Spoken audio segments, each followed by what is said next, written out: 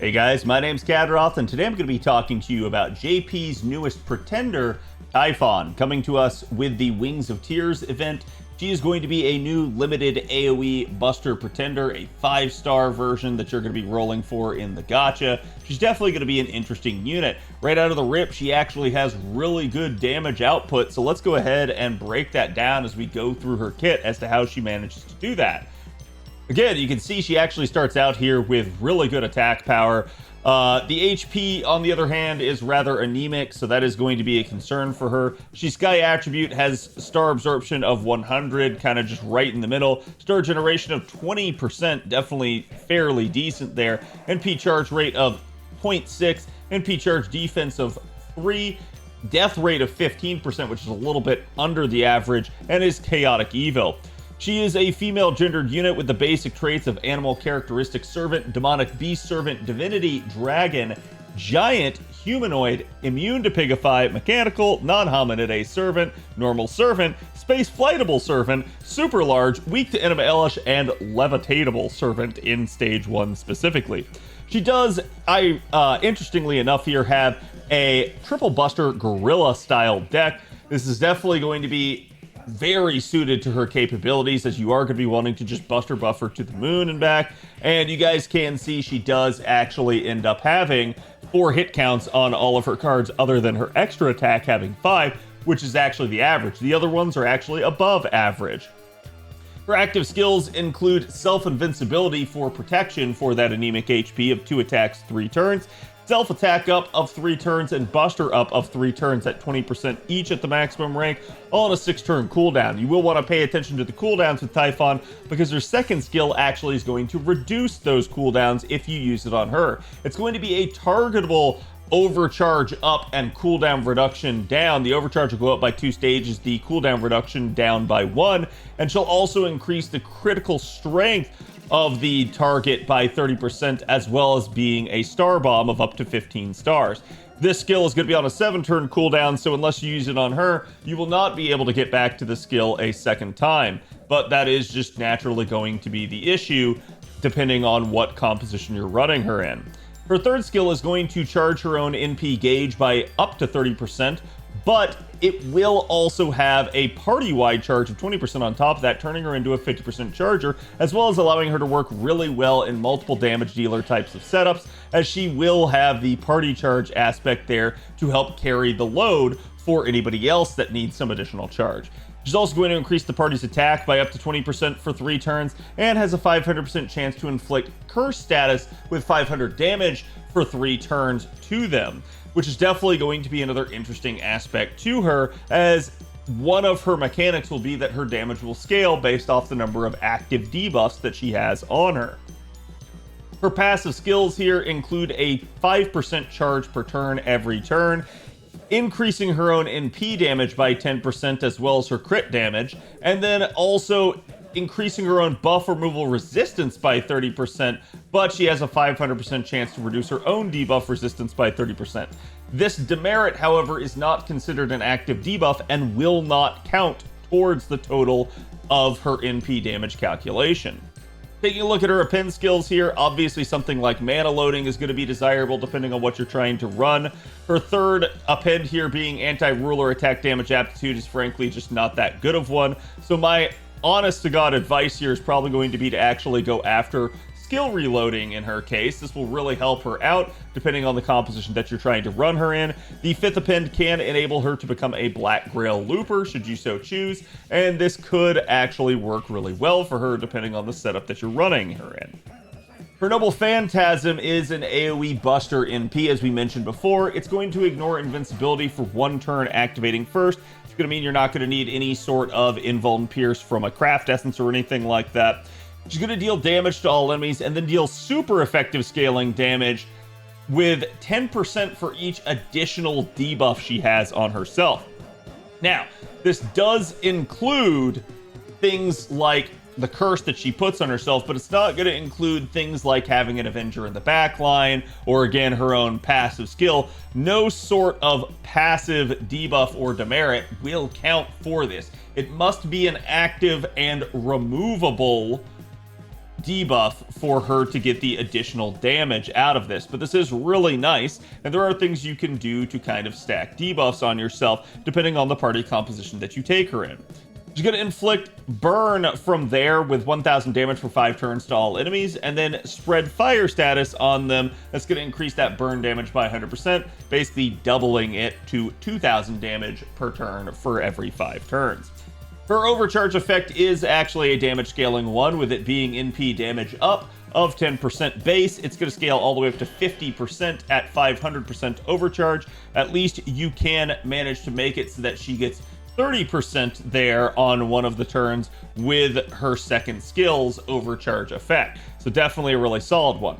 Craft essence choices for Typhon are going to include really good 50% starting charge CEs, things like cranking or aerial drive. Anything that you feel like can enhance her damage output and give her the charge. The starting charge can work out for her. Also, as we mentioned before, if you get the 5th Append, you can work with her with Black Grail or any sort of 0% starting charge CE. And certainly if you're using her into a multiple damage dealer type of setup, you can absolutely run with 0% starting charge CEs. So it depends on your loadout and how many coins you get for her, but you can definitely do a lot with Typhon with her being as adaptable as she is. Now, let's go ahead and let's take a look at Typhon's charging scenarios here before we look at her damage.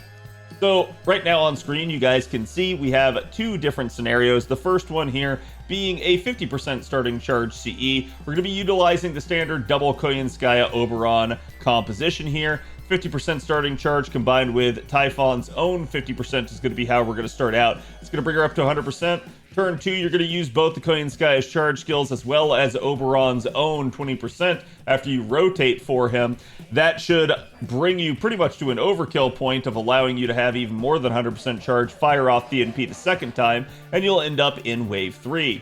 Wave 3, you're going to go ahead and use Typhon's 50% charge skill again, and then you're going to go ahead and use Oberon's 50% charge skill to bring her up to full one last time. Now, in the second scenario, we have Append 5 unlocked for Typhon. That's going to be where we're actually going to run with a double Oberon composition and have her mana loading unlocked of 10%. That will allow you to start out with double Oberon, use both of their 20% charges to bring her up to 50, then use her own 50% charge to get her to 100%, and go ahead and fire off the first NP. Now, in Wave 2 here, you're going to go ahead and use both Oberon's 50% charges. That's going to bring her up to 100% again and fire off the NP again. And then finally, in Wave 3, you're going to pop both of the Oberon's third skills finally on her, then rotate one of them out for Koyanskaya, bring her in, have her give the 50% charge, which should allow Typhon to get back to her own 50% charge with the 5th Append, and then go ahead and put Koyanskaya's Buster buff on again, and from there you should complete the 3-turn loop. So that's going to be how you would Black Grail loop with her. Taking a look at Typhon's self-damage numbers in a vacuum, this is neutral with no assistance from supports. You guys can see here her damage is going to scale fairly nicely depending on the stacks of debuffs. You can have up to a maximum of 10, but obviously within a conventional farming setup, you are not going to reach those numbers. We calculated at both 1 and 2 debuffs each, and you can see the additional 10% there making a little bit of a difference, but it's nothing too crazy in that regard. But how is that going to translate when we actually pull her into a proper composition? Well, still neutral numbers here, but you guys can see now we have the support debuffs. This one's going to allow her to absolutely pop off. Her first 2 waves here, if you're trying to 3-turn loop with her, not going to be too strong, and that's just going to again be due to the stacking effects of having Oberon in Wave 3, as well as depending on the craft essence we're using. So in the first set of options here, we're going to be using cranking instead of starting out from 0. That's going to allow her first 2 waves to be okay. She's only going to have 1 debuff stack on at that time until turn 3, where she finally gets the second debuff stack on her from her skill again. That will allow her to at least be able to automate that to a degree and get up to about 363k damage output there at NP1. Now obviously you can add the man trait from having Koyanskaya in the party, so it'll help out, but it won't be too crazy. Now if we look at the sort of Append 5 scenario here with a Black Grail instead, you get a little bit more damage in Wave 1, a little bit less damage in Wave 2, and a lot more damage in Wave 3. So still pretty anemic on the front 2 waves, but then by Wave 3, you get the Queen Skya buff coming in, you get the Oberon 3rd skill coming in, and boom, her damage just explodes at 584k. So you can definitely see that Typhon does have some damage capability. But how does that stack up against some of her competition? Well, Oberon, ironically enough, would be that competition. He's going to sit there and be basically without any sort of niche at about 264k on Wave 3 with his best composition. He can get Man as well from Koyanskaya, but he can also get anti-lawful from his own NP, and that's going to be bumping him up to about 400k there. So again, in comparison there, at least he is competitive with the cranking composition for her, assuming lawful is in play. If not, she does just outright beat him. Taking a look at Dante Alighieri, he's not necessarily going to be your go-to farmer. He does have the Heaven and Hell buffs, and you can see it does make a little bit of a difference, but this does actually give him a wider niche range. However, she's still pretty much going to handedly beat him no matter what the scenario is in that regard. Taking a look at Summer Balbon here, she's going to be a 4-star from the summer event coming up here soon on NA, and she's going to have at least decent numbers if you can manage to get her in the man niche, actually being competitive there at that point. But otherwise, you're pretty much just going to have both the niche and additional NP copies for her to be able to hang with Typhon. Cagliostro is another one that will be coming in the future. He's AoE Arts. He's definitely going to be another kind of wonky one in a similar way to Dante Alighieri, so he's not really going to be known as like your go-to farmer. He also is anti-lawful. He can do decent numbers in that niche, but certainly not necessarily a gotta have or anybody that would realistically compete with Typhon normally. But just for some other out-of-class comparisons here, here's a Summer Musashi comparison. Now remember, she's not going to be neutral in almost all of her situations.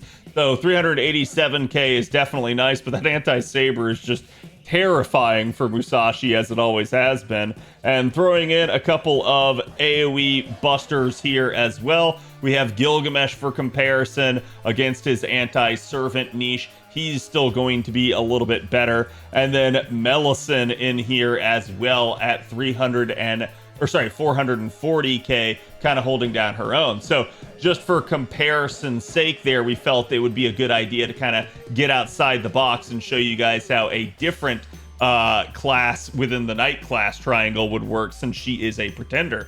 So how do you guys feel about Typhon? Personally, I think her damage is actually really good, but I don't think she is a necessarily break the bank type of character. So again, will you guys be rolling for her either now on JP or when she comes to NA in 2 years? And how do you like her designs? How do you guys feel about her 3rd and 4th Ascension being locked again behind the event? I'll be curious to hear you guys' thoughts, and I will see you guys for the next one. Later. Don't forget to like and subscribe. We're almost to 18,000 subs. We'll celebrate with a barbecue mukbang when that happens.